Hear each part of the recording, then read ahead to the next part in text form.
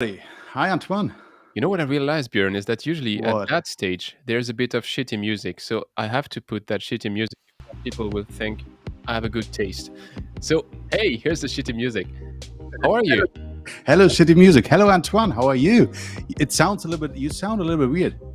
Something, Well, something happened with you, with your voice, or? first I sound better because I have Oh, that microphone, which I'm sure for all of you doesn't change anything, but to me true. is really a big difference. And I have a crooner voice, which you also call the cold Mm, voice. So I have a cold. okay, okay, but it's So just your voice, right? So we will not realize. So you're still in the same mood as usually. So, so that everybody knows, just before we went live, Björn said you're going to be bad like always. So that's what happens. That's what I get as a sport when I'm just Come on, come on, come on. You're always blaming me, right? You're always blaming me. No, good to have you here, everybody. I'm really excited for our show. We have a special guest. That's make the show even more interesting. But I'll leave it to Antoine to start the show if you're ready, if you are able. I think we're ready. So let's go Let's for the go. opener, and that then we can discuss what we are actually discussing today. So here we go Yes, with the please. opener.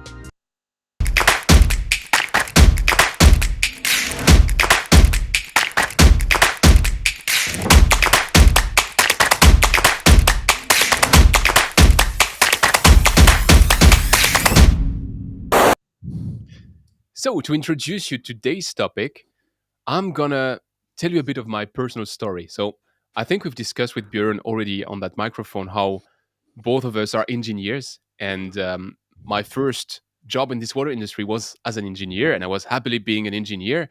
And one day, someone told me, the sales guy in charge of that project is not available. So you should be going there and you should have a sales call and a sales visit. And that customer was not like your small customer, which is your guy in the backyard. It was the city of Brussels. So I had 2 days of preparation and they sent me to the city of Brussels. I told me, you book a plane, you book a hotel, and you visit the city of Brussels. I was like, God, I'm not a sales guy. I have no clue how to sell. So what do you do in those cases? When you're an engineer, there's something you know how to do it, you know how to learn. So what did I do? I bought two books, which I still have.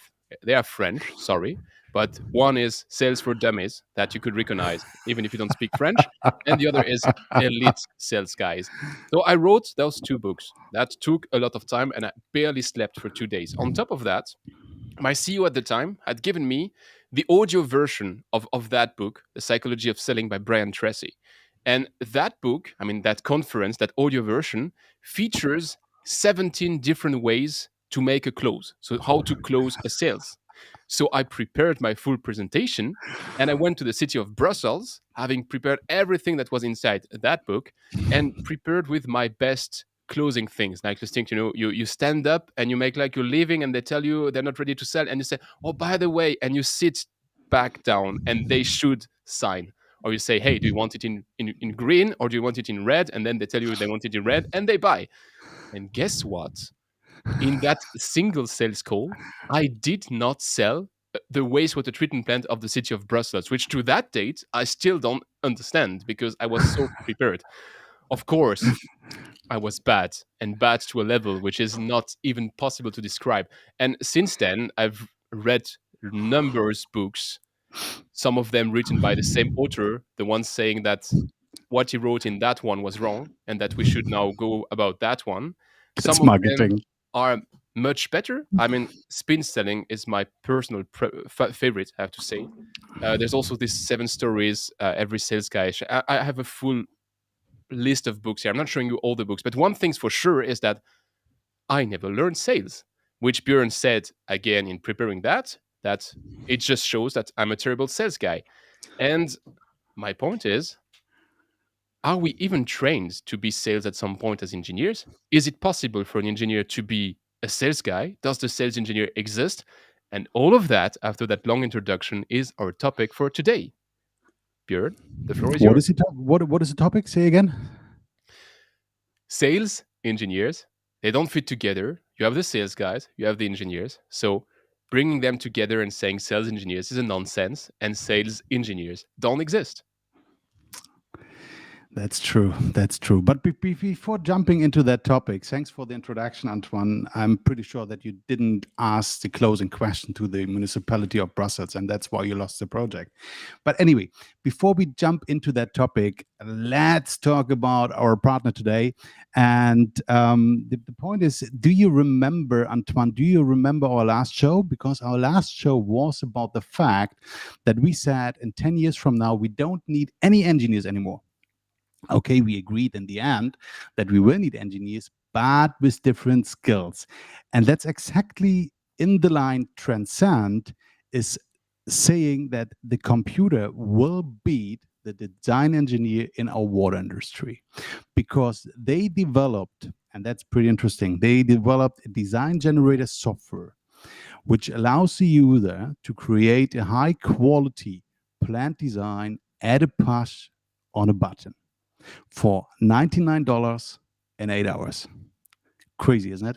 So that reminds me a little bit about a story from my end because I was asking myself the question, how can we solve that? And I personally talked to some design engineers years ago exactly about this question because basically the municipal installations are pretty much all the same in terms of design. And we learned that from our university how to do that, right?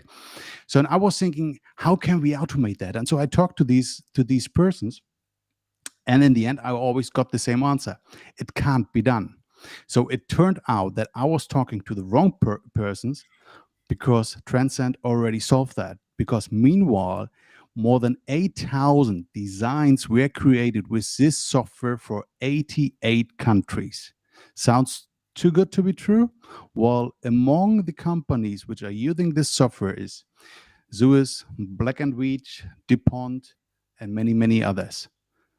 And the point is, if you are a design engineer and you're working for one of the companies, you should be very careful in the development of your company because that's exactly what Antoine and I'm talking all the time about. So, Transcend, thanks again for being our partner today. Back to Antoine. So that makes for a smooth transition because Transcend is supporting this sales phase and this proposal phase, which is often one of the duties of the sales engineer. But what we were discussing, Björn, when we were preparing for our show for today is what are actually those duties of a sales engineer? So, what are typically the things we expect from those? I call them Mowgli. I think you had a different definition of that, but those in betweens, which are not really sales, not really engineers, but which should be the combination of both. So, what did you find as common traits between? Yeah, let's say what I did. I was looking for some job description. I went to Stepstone. I was looking for a job, not for me personally, but I looked for a sales engineer job, and I found Salem, I found Ecolab, I found Evoqua, and it was pretty interesting. And the question I really have is, are we asking the right question in terms of if we are looking for a sales engineer, What right? did you find? because because yeah, give me another minute, because we're always looking for some kind of technical skills, but all the kind of sales skills, because a sales engineer, all the sales skills are never asked. So for instance, pretty interesting, I found that, for instance, Silent is saying one of the requirements is for being a sales engineer that you are able to negotiate tenders and contract terms. So I'm not sure, Antoine, how often you have really, you know, negotiated contract terms, because this is not so easy, right? Especially if you go in detail, you have all these small things where have to be very precise. In the end, what I've realized, I was never trained in terms of, contract terms and in terms of negotiate a tender. So, but it can make, if something goes wrong, if something goes wrong, you are much in trouble. But this is one of the requirements. And the question I have: are we asking the right question if we are going to ask a sales engineer to join our company? So have you ever If you're negotiated done with your contracts? tunnel, I can answer. Um, no, so that's something where we disagreed, Björn and me, when preparing for that show, because Björn is absolutely categoric this negotiation skill shouldn't be part of what we expect from a sales engineer. On the other end, I can tell you that I've been in that position. I've been sometimes winning projects, not the majority of the time, but sometimes I've been winning projects. So I'd be really happy to, if you had a different experience, just tell it in the chat and we'd be happy to take you.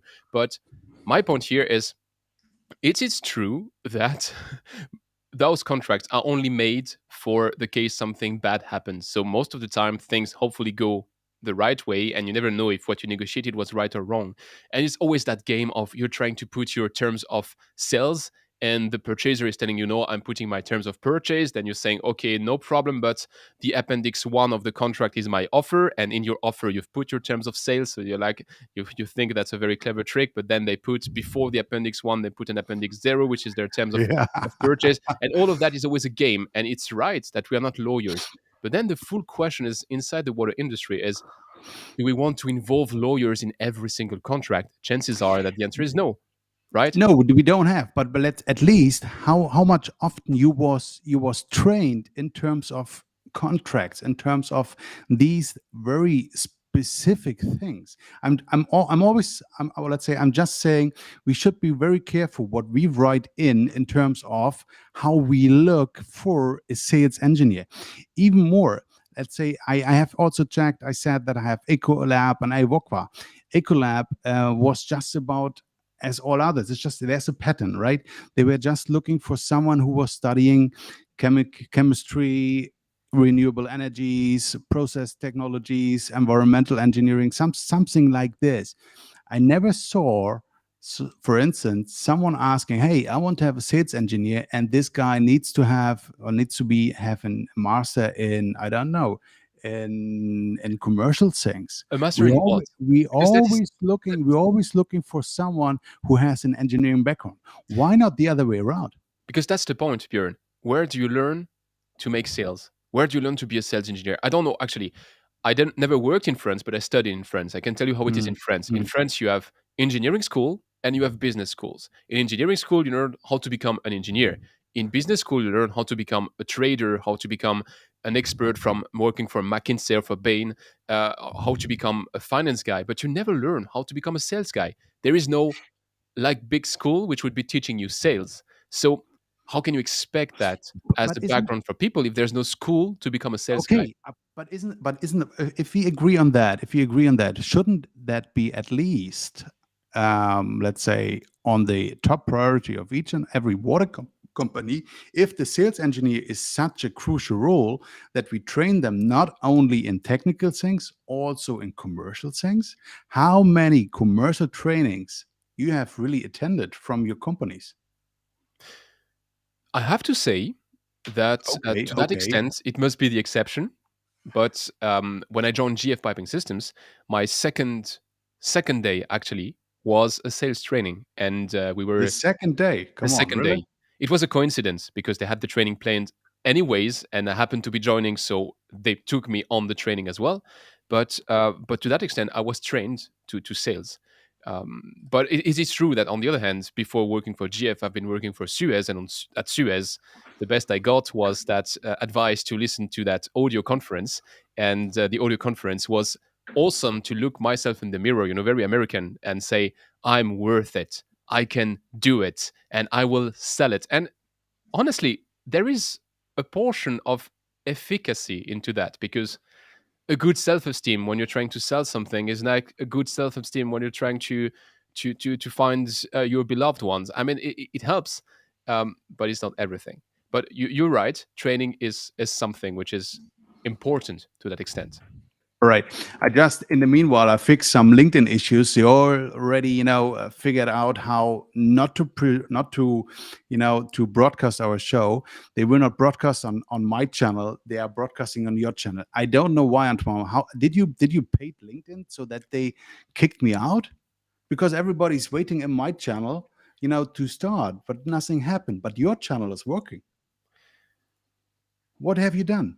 I have done nothing aside from maybe the obvious, which is I'm I'm the one winning. So maybe LinkedIn is saying, why do I keep broadcasting on the losers channel. I don't know.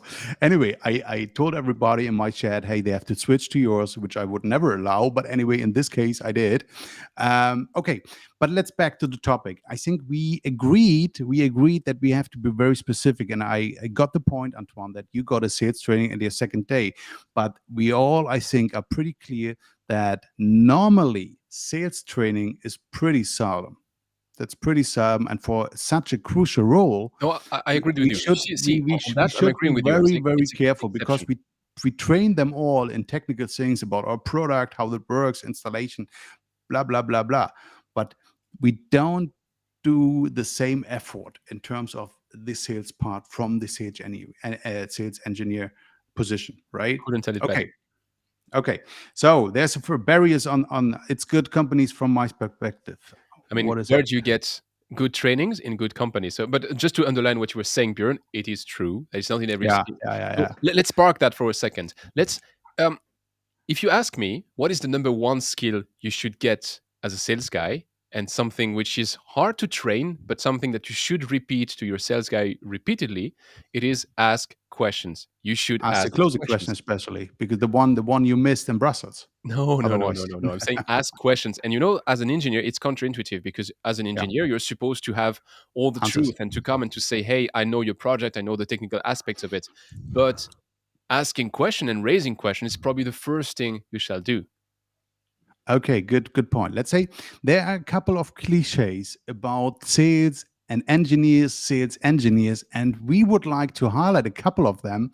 And later on, we want to discuss one of the cliches with our guest today. But the first cliche we have is a good technology don't need any sales and marketing at all. Come on, that's This is obvious. this is one of the cliches, which is not only in our industry, but pretty much in our industry because we are very technology focused. This is so hard to overcome, and that some people still believe that. I mean, can you believe that, Antoine? I absolutely can't believe it because, again, I can share you a story. Um, on that project, I lost. Happens to me sometimes. So I had lost, and we were outside the building. So I was the sales guy on the Mm, project, and I mm. was with my application expert, so an engineer, and he was looking at me with a desperate eye. Like we lost, we knew we lost, and he was like, "But we had the best solution. How could they not realize that we had the best solution?" And to him, I mean, it was with all his hurt and all his soul. It was like, it's so unfair. We had the best solution. Technically, we were the best. And I had to tell him then probably it's even worse for me because if we really Mm, had the best technical mm, solution and I was the sales guy on that project, that means I screwed up badly. But you have mm, to be a sales guy. Even the best solution doesn't work on its own legs mm. and goes out and wins the which is usually the point where you talk to me about Mercedes. Well, before that, before I talk about Mercedes, is there Google defined this moment where the decision is two-third made, there's zero moment of truth. So that means they identified that the decision maker has taken the decision by two-third before even talking to someone about the product from the company and whoever. Two-third of the process to get the decision is already made. So that means someone who is saying we don't need all that stuff. Hey, look at the zero moment of truth, and then exactly it happened what happened to you because you already had the best technology but nobody realized. So that means also Mercedes, and there it comes, we all know that Mercedes is one of the best cars in the world. Even Antoine in one of, and I think episode 3 agreed on that. They Never. spent You did. It is recorded. They spent 100 millions last year for marketing only in Germany. 100 millions. They are number one. Why are they doing this? If they have the best solution, if they have the best, product, why they do that? Because they want to stay on top. It's the same with Apple. We all know, or let's say, I don't know any person who would ever say Windows is better than Apple. Why is Apple on this position? Because they spent 120 million euros last year in Germany for marketing, right? Think about the numbers. They are on the top position, but they still invest for their marketing to stay there, to stay on this position. And that is the same for our companies. If you don't invest, nobody will realize that you have the best technology and the best solution, right? Okay, so let's agree on this first cliche that the cliche is wrong. Let me tell Isabel that I've pinned her comment because I strongly disagree with it. So that's just a teaser, and we will discuss it towards the end of that show. Um, and in the meantime, if we agree that the tech doesn't sell itself, and if we take the examples you've shared, which are marketing, marketing, marketing, marketing, it brings me to my second cliche. The cliche is, come on, marketing and sales, that's the same bullshit. Is it? I would say it is sometimes. Let's imagine I'm in the Wolf of Wall Street. Sell me that Yeah. pen. Yeah. Same with the So, pen. Yeah. if I'm selling you the pen, what's the difference between marketing and sales? I mean, I could market you the pen and all of that, but it is a one-stop shopping. You do one call, one sales call, and at the end of it, hopefully you buy the pen. If I'm not too bad True. at selling you the True. pen, so to that extent, sales and marketing is the same thing. In the water industry, did you ever see a one-stop shopping? Did you ever see you enter that, and at the end of the day, you've sold the wastewater treatment plant of the city of Brussels? Well, I didn't, but maybe you did. But the marketing makes sure that you are part, that you get an invite to be part of the discussion, that you can, bring your quote to the client. That is marketing. Marketing brings the lead. Marketing has to qualify the lead, which is pretty important. And there's always the clinch between sales and marketing, because sales is saying, well, I got the leads, but the leads are all rubbish. And marketing is saying, hey, I got you all the leads. So, but someone has to qualify them. And the big issue, or the bridge we have to overcome, especially in our industry, is that we have, in principle, marketing people who have no clue about the technology, who have no clue how it works. So they are not able to qualify the lead. And that's why we have this issue. So yes, there's definitely a separation between marketing and sales, because marketing is responsible to bring the technology on the table to the client, and sales is responsible to close the deal, to ask the right question, and to deliver the right solution, that the company in the end get the check for the product. That is the separation. But if you have a marketing department who is not able to qualify the lead, then everything goes down, right? And it doesn't make sense to So get talking 100 leads if they are not worth. talking of marketing and sales, apparently Joseph has a good idea to market your sales guy. So instead of selling and being quite open and saying a sales engineer, or or a business developer, you could say I'm a process or project engineer, and doing exactly the same. And honestly, if you're looking at LinkedIn, um, how many people do have in their job description, I'm a sales guy? Yeah. No one. Yeah, I'm a solution provider. I'm the guru of this. I'm the guy who does that. And yeah, it's a false nose, but at the end of the day, if a false nose helps you, I'm happy with that. It's just about what are you at the bottom of yourself. I mean, sales is not supposed to be like the worst of all things. Oh, look at that guy, he's a sales guy. No, no, no. Sales is, you're putting one company in contact with another company, and one company has a challenge or a problem, and your company has a solution, and that is what a sales guy is doing. A sales guy is bringing solutions. So maybe that can have the name of process or project engineer, but that is marketing of the sales purpose. So that's why I took that one right now, because it sounded to me to fit quite nicely into the discussion. Yeah. I mean, that brings exactly the next cliche. And the next cliche is saying, No, no, no, say, no, no, no. Before going to the next okay. cliche, I need to catch your brain, because you mentioned how it would be marketing that the guy who wrote solution selling later explained Yeah. that solution selling was wrong, and you should be going to what great salespeople do, which are two different Yeah. sales approaches.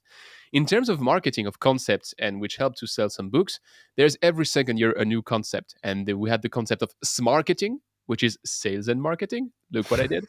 There was the concept of everything which is linked to growth, so growth marketing, growth hacking, which at the end of the day is Yeah. like marketing on steroids, which is going into sales quite fast to iterate.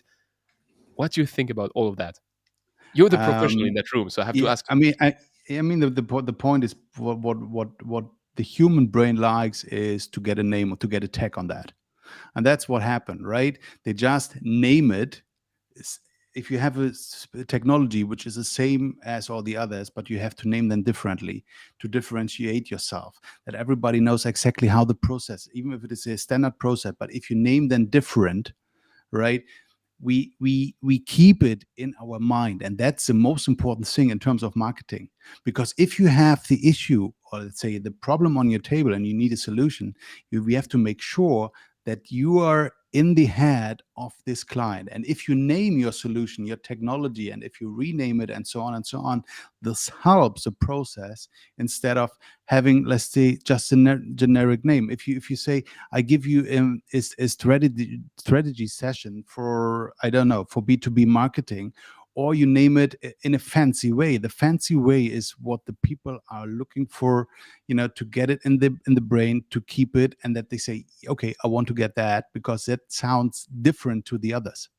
And that's why, all the names come up, even if they are the same principles, even if they are the same content.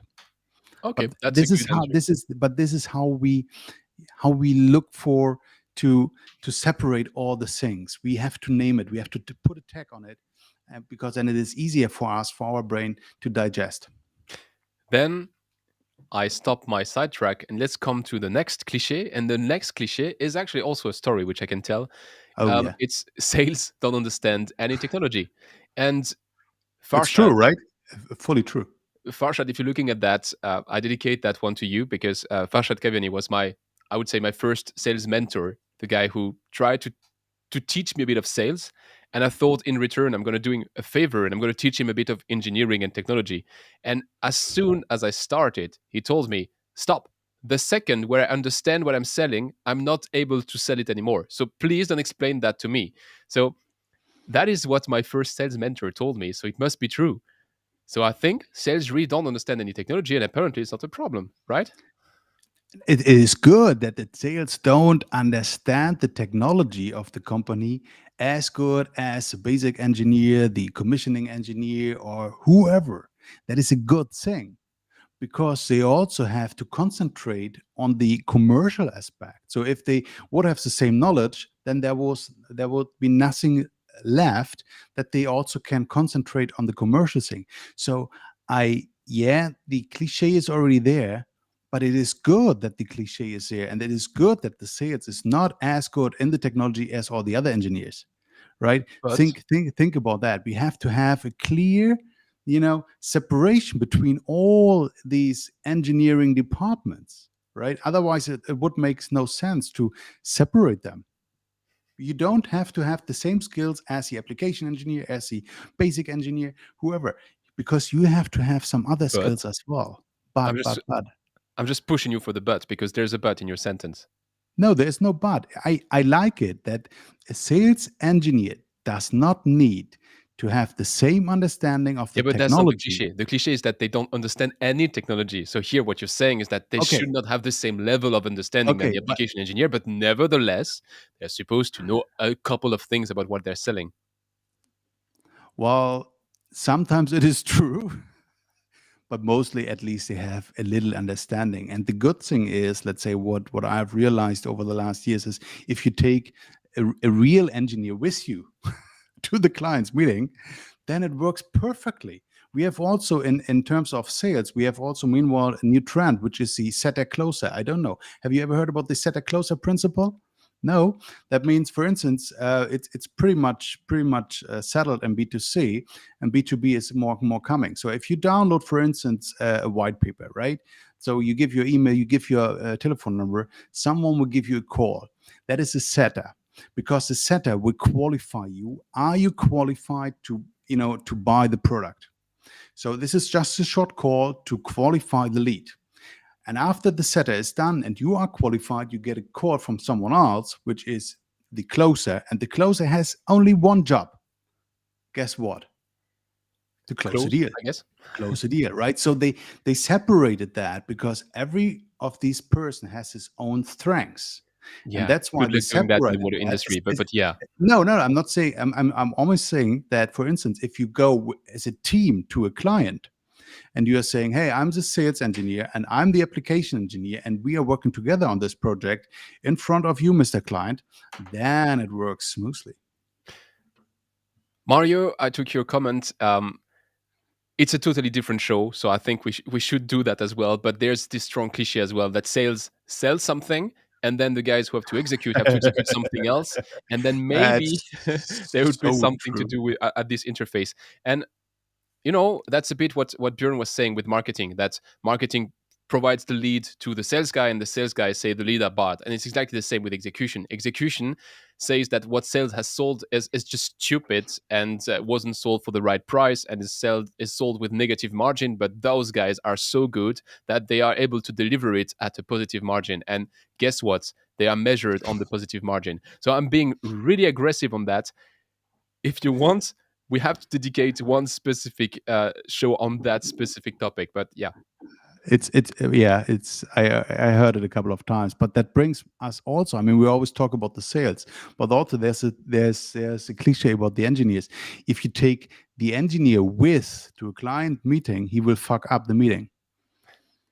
That's yeah, one of the because cliches always. So the sales engineers don't want to have the real engineers with, because they're engineers saying, hey, it goes wrong. yeah, they are living in a cave. We all know that. So if they go out and they are meeting customers, they have no clue how to speak with the customers. So they are like, they tell silly things. They tell to the customer everything which doesn't work with your solution, and you're like, shut up, shut up, shut up. But I think, Björn, in all honesty, you've Yeah, seen that.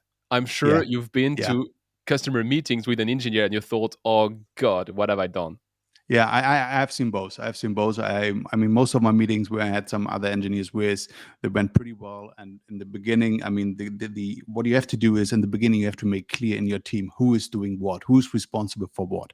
So if someone is really focusing on, let's say, on the commercial aspects, then let him do the commercial aspect. And if someone else is, should take over the engineering aspect, then let him run, right? And most of the cases it works pretty well. Sometimes it can go wrong, but even then you can learn a lot of things. Because what I laughed is that I was watching the client at this time, and the other guy was totally screwing up the meeting. And I mean, I couldn't do much, so I was just watching the client. So what I laugh is to see body language. And body language, if someone giving a presentation, then you know exactly when he stops listening. And that's pretty important, that you can use this information for your own presentation, because 90% of all the company presentation are totally boring for the client. And you only realize that if you Is that a watch a personal stat? client. Yeah, it's my personal side. Yeah, if you watch a client listening to a presentation from someone else, if you do this, you will learn so much. So if you have an engineer with you, right, and he screws up the meeting, don't concentrate on him. Concentrate on the client and start to learn. Okay, so that was now the negative side of the story, how engineers could fuck up meetings. And I think Yeah, this has happened. It's not just true. a cliche, but there's a but. That's something I really love about spin selling, but even more of another book, which I don't have as a book form because it's on my Kindle, which is the Challenger Sale. And what they do, and that's also what I wanted to have with the comment from Isabel. So let me pin back the comment from Isabel. What they are showing is that the best sales guy, in terms of statistics, is not the one who builds relationship. The Huh. guy who builds relationship is, statistically speaking, even the worst of all types, meaning he can be good but is less good than the other types. And the absolute best type, according to this statistics, is the Challenger. challenger. And the challenger is someone who enters the room and the customer says, I need that, and he says, wait, You don't you need are that. the customer. You are allowed to have problems, but you're not allowed to come with solutions. That is my job. I cannot figure out your problems. I cannot Mhm. invent them. So I have to tell you and raise questions to just assess your problem, but I will come with a solution, and I'm going to challenge everything you think. And I think that approach is something which is really catered for engineers, because if you have no technical knowledge, then you have no way to connect the challenges with actual solutions. So True. I think we come with an advantage in that field, but we have to still practice that skill and Mhm. understand how to raise questions, how to come with the right diagnosis, and like a doctor would do. You have to be uh, Dr. House and enter and look for the diagnosis. That's what we have Don't to do. don't don't be Dr. House. Don't be Dr. House. Why? Because you have, yeah, you can be a bit you more. you will screw up the meetings. Anyway, anyway, we always talked about the cliches. The cliches are a little bit negative for the sales, and my personal feeling, well, it's not a feeling, but another cliche is that a salesperson in Europe has some negative touch. If you tell someone, hey, I'm a salesperson, they're all thinking, all right, he wants to sell me something, so he's just talking, talking, talking. So while the cliche is in the US, there's a green land. And if you are sales in the US, you are good. You are a god. You're not garbage as in Europe. You are really a god in the if you are a sales person. So the question is that really right? And I mean, Antoine is French, I'm German. So even if we are very blunt and but we can't really, you know, answer the question. And that's why we have one guest today. We have one guest, one special guest, which is Adam Tank. He is the CCO, Chief Customer Officer from Transcend. And hey, Adam, first of all, good to have you with us. Is that true? Are we garbage here in Europe and you are God? And let me double down on that question because there's an additional cliche. In Europe, we have a cap on what we can be earning as a sales guy. You in the US, you don't have any cap. So Adam, you are obviously winning something like earning like 1.5 million a year, right? And I would win with that. So thank you guys for having me on. This is one of my favorite topics in the water industry by far, and I wish I was a part of this entire discussion, although I worry that it would go on for a day or longer because the topic is just it's fantastic. What I'll tell you about US versus European sales is that the US sales mindset, from what I've experienced, is that it is a profession.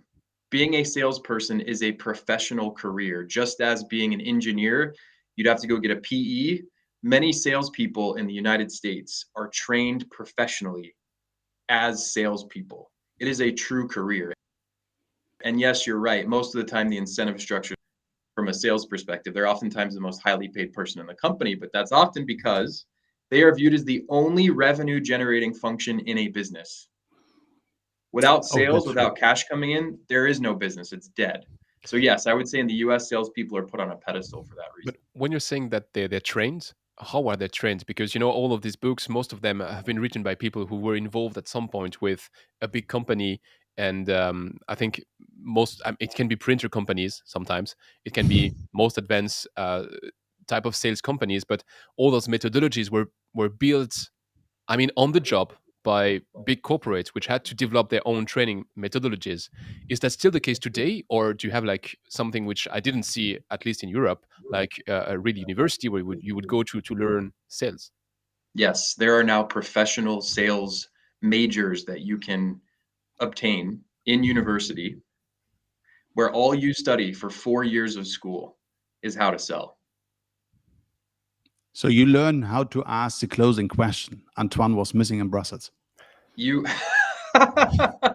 you learn the difference between a farmer, a hunter, a closer.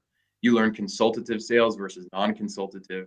You learn tech sales versus equipment sales versus software enabled sales. You learn contracts, you learn CRM implementation. You learn everything that it means to be a salesperson. So so the cliche is true. We are garbage in Europe because we don't have that. We don't have that.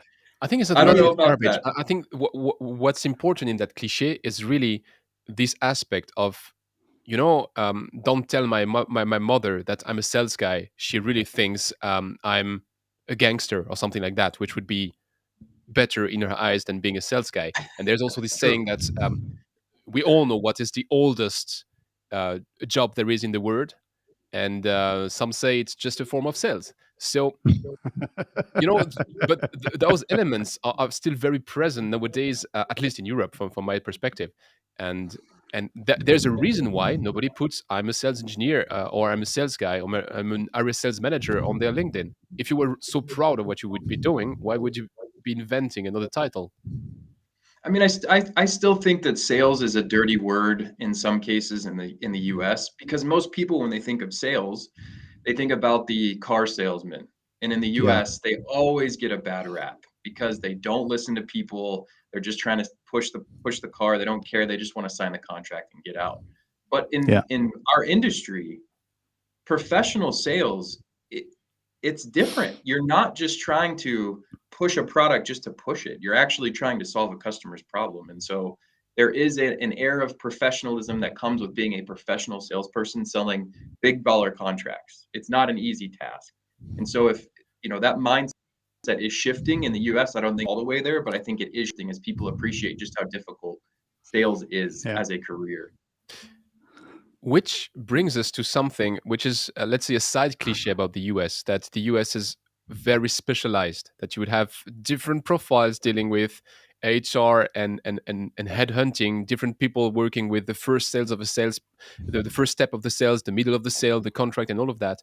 And that is a bit, and sorry, that's going to be a bit of an overlay here, but what Isabel is asking here, if you're not in a big corp, then chances are that you have to play different roles. And where does the sales start and where does the sales stop? And can you really be an expert of everything down that line from A to Z? Mm-hmm. Chances are that the answer is obvious. It's no. No. I mean, what I have learned right now from Adam is that US companies, they're taking more care about to train the sales.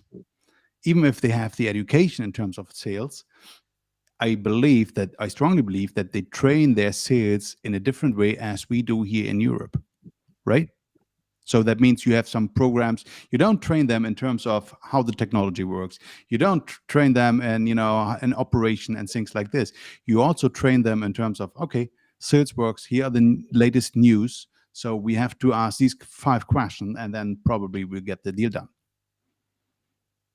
I mean, I'll tell you, to Isabel's comment, that coming from a startup right now, real world, right? 35 employees, tiny company, very early stage. We aren't experts in everything. There's no doubt. We don't have a single person that is only a farmer or a hunter or a closer or someone who is a pure play expert on Google Ads in marketing. We just don't. So yes, we have to play multiple roles. Yes, I do think we're diluted across some of those functions, but at the same time, because we're such a tight team, we know what each one is doing. And I think that actually helps in some cases, because what happens inside of big orgs is that people get disconnected. They don't know who has touched the customer, what parts of the organization that they've spoken to, what the message is that's being sold to those different people. So in a startup, I think you sort of make up for that lack of clarity or definition by being part of a closer knit team and communicating more frequently about that particular deal. You mentioned, Adam, how your experience with your current company is. We share something in our path, is that we were both of them, both you and me in our previous company. We were almost in the same company, and I think we've left that company almost at the same time. And what I've heard from this merger of Suez and De Gremont and WTS and GE Water is that one had this sales acumen, like sales is on top of everything else, and the other had the technical acumen, like technical is on top of everything else. And it led to clashes, like cultural clashes between the two, which had to merge into this Suez WTS. My point is not to discuss about Suez WTS, it's just to me an example of, still, we discussed sales so far, but if we really connect it to the water industry, I think that is especially present in our sector, to have this clash of cultures between a very technical word where it's hard to get people to pay for it because, water is a common good and all of that. So there's also this thing of water and money doesn't fit that well together. Is it something that you experience also on the other side of the Atlantic and even on the other side of the Rhine, in your case, Björn? All the time. There is a tension in the air or in the room between your salesperson and the engineering team that's doing the design or proposal work for that engineer or for that customer that is very difficult to manage. In practice, that looks like salesperson is speaking to a client tells them their issue, says they need the salesperson's product. That product needs some engineering work in order to put together a proposal. So the salesperson goes to their engineering team. The engineering team takes, depending on how bogged down they are in other work, takes days or weeks to get them the designs or proposals that they need to then take to the client. They take to client. Hopefully it's not too late. If it's not too late, client says, this looks good, but something changed on our end. Can you just redo this proposal for me really quick? And right, we'll be able to make a deal. The salesperson takes it back to the engineer. The engineer says, oh my God, why didn't you have the data right in the first place? Or we don't have all the data that we need. I'm gonna have to completely redo this. I thought this was done. And so there was all this. It's incredibly difficult to manage. Incredibly difficult to manage. Yeah. So that's. I mean, I think this story you can find everywhere, even here in good old Europe, no doubts. But I think we have one cliche left. But just Antoine, before going to that last go. cliche, which is our bonus cliche somehow, Yeah. I wanted to connect that to the comment from Franz Josef, because to me, and I've heard that a lot of time from many different sales guys, it's always my customer complains we are too expensive. I never met a customer who said I was too cheap, and I've never met a sales guy who said he didn't know a customer who said we are too expensive. The only single time in my career where I went to my sales director and complained about that, he told me something which just convinced me that you should never come back with that same thing. He told me, the day that your customers think that you're not too expensive, I don't need you anymore and you're fired. That's your duty as a sales guy, to just tell them you're delivering value, and that value has a price tag. But that is a difficult conversation when you're trained as an engineer, because when you're trained as an engineer, it's like 2 + 2 makes 4. And it's hard to come and to say, yeah, but there's also the hidden 3, which is we have been developing this and that. And there's also the hidden 4, which is you really have a problem and I really have a solution. So let's find an agreement. And there's the risk and there's a lot of different stuff. But this element of going to the cheapest, most of the time, if you have a price discussion with your customer, you miss something in the sales process. Yeah, and I will say something about that in a later stage. Let's go first to close our cliche round here. Is the final bonus cliche is social selling is for lazy people and for renegades. So I mean, what we do here is we do social media, right? I think we all three agree on that. We all here somewhere on LinkedIn, even if my channel is somehow crashed today, and you guys in front of your computer, you are also on social media, either on YouTube, on Facebook, or on LinkedIn. Is it really the truth that, let's say the cliche is really that just someone goes to social media if he's very active, he's just looking for a new job?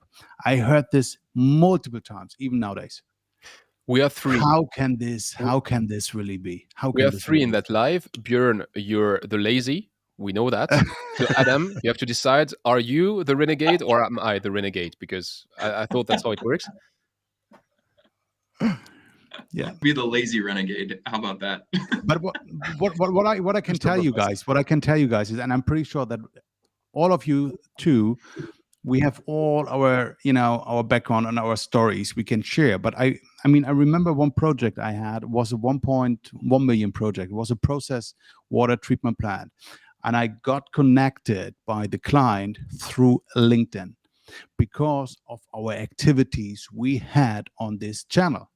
So due to this, he came up and said, maybe this person, this company is the right company. And he contacted us, and the conversation started via LinkedIn. For sure, we didn't close the deal for 1 million with LinkedIn, but the start was already there. In the end, yes, we won. So, and the start was really LinkedIn. It was so amazing and so impressive to realize that. And I could give so many other stories about how that really works. It is not only for these two stereotypes. Okay, I know someone who wrote an excellent white paper or book on employee advocacy. So I'm not going to give a name, but he's saying a lot of bullshit most of the time. But right now, that one is pretty cool, so you should maybe read it. And if I recall right, I mean, we have to admit there is an ambiguity. We all know that if you are publishing on social media, yes, you're pushing your messages and yes, you're helping the company, but let's not lie, you're also helping yourself. You're also putting yourself in a position where you can get offers, you can be approached and all of that. And then it's this metaphor, which I think you have in your book, Björn, because I was referring to you, which is um, this, I don't know if Steve Jobs ever said that, but people attribute it to him of what if we train people and they leave? And he answers, what if we train people and they stay? So it's a bit that thing. You are allowing your people to be visible on social media and to do social selling. Yes, there is a risk that they leave, but how much of an asset are they There's a risk to your anyway. company if There's they a risk stay and leave anyway. nothing? Yeah, No matter whether they are on social media or not, there is a risk, right? But how easy is it? And I'm pretty sure Adam will agree. How easy is it to have a call or a meeting with a client and you already met on social media, or he, is using your newsletter or reading your newsletter or whatever you post. So the discussion, the conversation is so much easier for both ends, right? That's very true. It's definitely true. And the thing, something we mentioned earlier was what's the difference between the sales, the marketers, and the engineers? And when it comes to social selling, and imagine you're an engineer who's just built the latest and greatest wastewater treatment equipment in your garage, and it truly works. It's truly going to change the world. If no one Yeah. hears about it, it doesn't matter. Yeah. It's not going to Yeah. make you money just sitting in your garage. Somehow people have to hear about it, and somehow people have to learn to trust.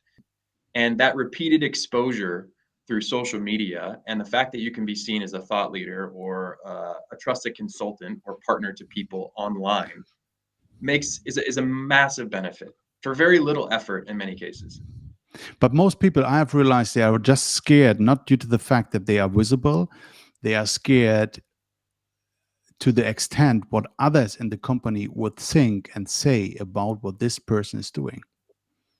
So And that's fair. we have to overcome this. I mean, yes, they do this to build maybe their personal brand, but it helps the company to grow. Adam, I'm pretty sure whatever you do on social media helps Transcend, right?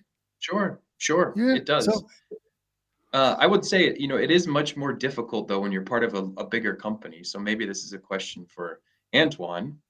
If you're part of a bigger water company who has stringent policies on social media, what you can and cannot say, the use of branding, logos, coloring, etc., how you navigate those waters, because oftentimes your hand does get slapped and you don't want to get in trouble from someone in HR or marketing or communications for posting a picture online. absolutely. You're fully right, and there is inevitably at some point some frictions. I mean, you're doing social selling means that you're publishing stuff on your own, and on the other end, you're in a big corporation which has 40 marketing professionals, and those people have different rules, different things which apply to them. I've seen some of my colleagues which have been sharing. They were dancing next to some typings, and it was really funny, and it was on TikTok, and it was really cool. But on the other hand, if you're the mother company, you can never take that and reshare and say, hey, that is UGC, so user generating content, and I can use it in my marketing, because one of your sales guy dancing next to a coupler is not exactly your brand tone. So there is a discrepancy. But on the other hand, what's bad can it make the company if you have one of your guys who makes 1,000 of views on TikTok? Nothing. So what is the client, or let's say the visitor on social media, interested in? They are interested in the people. Whatever the content from the company is about, let's say people I buy have from people. exactly, that's one thing. But the other thing also is, let's say, if I made 100 of different posts for many, many people and for different companies. And the post which works always well is where you place people in the position that they are visible. Because the customer, the stakeholder, whoever, he wants to know, who is this person? They are interested in the person. They are more interested in the person as in the technology. Person first, and then the technology comes. It's permission marketing. I think I'm sure if I zoom in on the books which are just behind you, Adam, I'm pretty sure I can find some of them being from, for instance, Seth Godin. Let me take a wild That's guess. right. Come on. Yeah, so The person You with got, less hair than I. you're absolutely, it's funny. I'll have to qualify what I'm about to say. So this may not apply to engineers, but generally people don't fall in love with equipment or machinery. Yeah. They Yeah. want to make a human connection. If I can bring to you a black box that solves all of your problems, you don't care what's in the box. You're just happy that it solves your problems. and we can have a discussion as humans about what that means for you. It has nothing to do with what I'm putting on the table. It has everything to do with the outcomes that I am generating from the use of that piece of machinery. So, Mm. yes, people-led marketing efforts, story-led marketing and communications efforts always win. And if Yeah. people Okay. want to have a look at good stories, I know a podcast from two guys who happen to be discussing the storytelling of people in this industry. So I would recommend, I don't know if you know that guy, Adam Tank, and his co-host Jim God, Loria, but weird they have guy. a pretty cool podcast about all of that. Thank That you. being said, I have a look on the watch and we're a bit Yeah. behind schedule. I have 3 comments which I'd like to take, and then we Okay. can switch to our closing section. The first one is that one. To me, that comes back to the very beginning. I'm pretty sure this is right. I don't have the data to support it, but I'm pretty sure this is right. That if you look at the personality profiling, probably engineers as sales are on the two opposites. So there are two ways to look at that. Whether sales engineers are always one or the other with a little bit of the other, or we really are at the intersection of a Venn diagram, which is almost not touching itself. And at the very center, you have the sales engineers. What do you think? Mm. You can bring both together. But at the moment, from my perspective, is that the technical perspective in our industry is way too strong. We have to give the sales engineer also the skills for sales and not only for the engineering. And this balance, we have a misbalance at the moment. We have here the engineering and here the sales skills. And we have to bring this at least to this level that we balance that. Then it can work. I would say some of the best salespeople I've come across in my career were former engineers that learned how to be salespeople. It's so much easier to teach engineers to be salespeople than it is the other way around. And the That's reason is that engineers, if they can get out of the technical headspace that they often are in, they are some of the best people to methodically work through actual problems a customer has and try solutions to meet the need of those problems. They put the money and the contracts and everything else aside because they are so problem focused and they're so humble, and oftentimes they're quiet and they just want to listen and learn. They make some of the best salespeople in the world. yeah, yeah. Sometimes also the worst ones, but you have both extremes. And I have a last comment just to share with you, because I love the analogy which Alejandro is making, which you have this marketing is what brings you inside the restaurant. Sales is the waiter or the waitress bringing you and advising you on the right meal. And then you need to have, the end is not showing, but what he's saying in the end is that the chef is The the engineer. application engineer. So Yeah, and he has to design the meal. So, okay. yeah. So let's say we are a little bit end of our show, but let's say we want to give, what is the skill set really the sales engineer really needs nowadays? I'm talking not about 1980s. I'm talking about 2022 and even in future. What is his skill set? So from each of you, I 3 propose points. that we pick, any of us picks one, and I'm taking one which is intemporal, which is true today, which was already true centuries ago. It's go out and remember that you have 2 ears and 1 mouth, so try to speak twice less than you listen and raise questions. So the listening skills, pretty important. Yep. Adam. That was going to be mine, the ability to listen. So I'll give you the sort of the leading indicator of your ability to listen, which is just shut up. Shut up. Learn to shut up and learn to listen to the person that you're speaking to. Yeah, pretty much important. That's right. Most of the sales are just talking too much, and if the balance is that you are talking more than your client, there's something wrong, right? Definitely.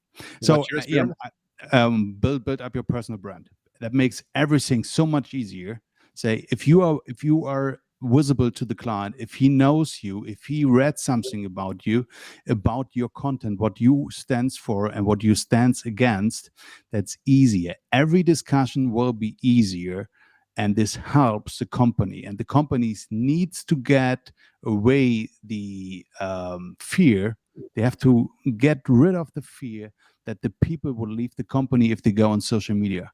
They will leave anyway if they want to leave, but this is not because of social media. Never ever. So build up your personal brand as sales. This will help you to, to get your goals. God, there's such a list of things which I wanted to I mean, discuss, I have even more, but let's say if you pick but we have pick to, yeah. one, take this.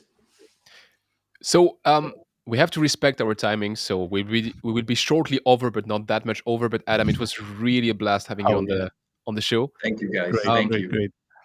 you have an open invitation if you want to come back at some point, Thank you. Thank you. and tell Björn is wrong. And All right, that being said, Adam, was a pleasure. Thanks a lot. Thanks for being with Likewise. us. Thanks, guys. we'll be switching to our last section, which is the news.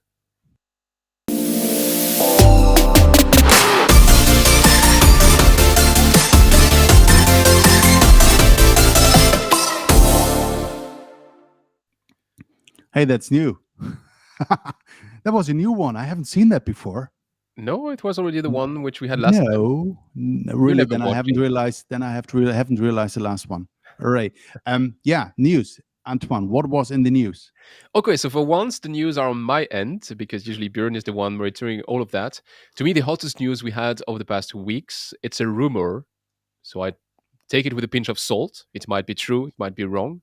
But the rumor says that SOAR might be up for sales.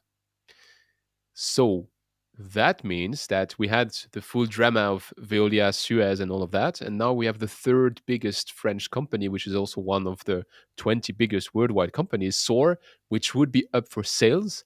There is an announced price tag to this, and the announced price tag is of 3 billion euros. Oh, So if you have where's my 3 credit billion card? euros in your back pocket, which I'm pretty sure you have, Björn, I'm just maybe looking for my credit card.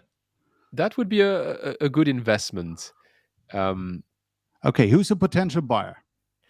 So first, the price tag of 3 billion limits kind of the number of people which would be Really? ready to sell that. But there's this big wave of ESG investment. Yeah. So there's quite a lot of money on the markets right now for the water industry in terms of investment. So that could be a trigger for investment funds to take over SOAR, which already belongs to an investment fund nowadays. So that would be a possibility. Like think of Ardian or this kind of investment funds that could be willing to take a dent into that.